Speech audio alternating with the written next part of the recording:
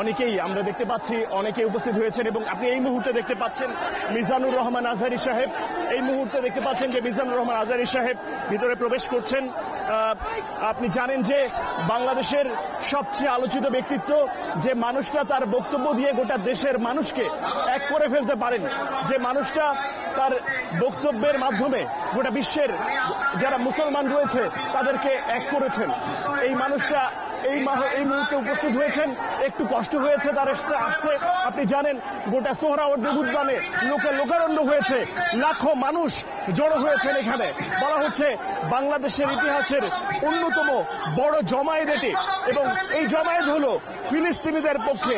এই জমায়েতে বাংলাদেশের মাওলানা মিজানুর রহমান আজহারী থেকে শুরু করে ইসলামী চিন্তাবিদ শেখ আহমদুল্লাহ থেকে শুরু করে বড় বড় যারা রাজনৈতিক ব্যক্তিত্ব রয়েছে, বিএনপি সহ অন্য যে রাজনৈতিক দলগুলো রয়েছে, জামাত, এনসিপি, হেফাজতে ইসলাম সহ আরো অনেক রাজনৈতিক দল, তারা এই সংহতি জানিয়েছেন এবং এখানে আহ্বান করেছেন।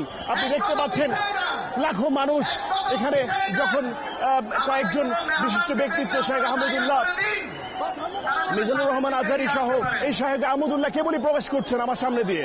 আপনি জানেন এই মানুষগুলো যখন প্রবেশ করেন ঠিক তখন রীতিমতো লোকারণ্য হয়ে যায়, এবং এই যে মানুষের যে ঢল দেখছেন, এই মানুষগুলো যে এই মানুষ বিশেষ এই ব্যক্তিগুলোকে যে দেখার যে আগ্রহ তাদের, সেটা আসলে আমাদের পুরনো অভিজ্ঞতা।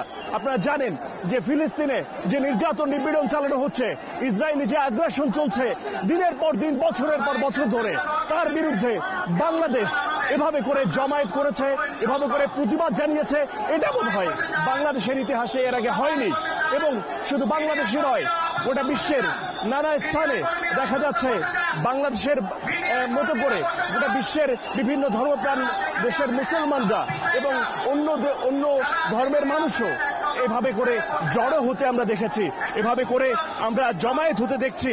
আসলে নির্যাতন নিপীড়ন কোন পর্যায়ে গেলে এক এক শিশুরা যেভাবে নির্যাতিত হচ্ছে, নারীরা যেভাবে নির্যাতিত হচ্ছে, এভাবে করে এই রাফা, গাজা থেকে শুরু করে এক একটা স্থান যেভাবে একেবারে ধ্বংসযজ্ঞে সব শেষ করে দেওয়া হচ্ছে, এর বিরুদ্ধে গোটা বিশ্বের মানুষ, যাদের মধ্যে মানবতা রয়েছে, যাদের মধ্যে মানসিক, যাদের মধ্যে সুস্থ মানুষ যারা, তারা সবাই এক হয়েছেন এই জমায়েতে, এক হচ্ছেন এবং বিভিন্ন জায়গায় জমায়েত করছেন।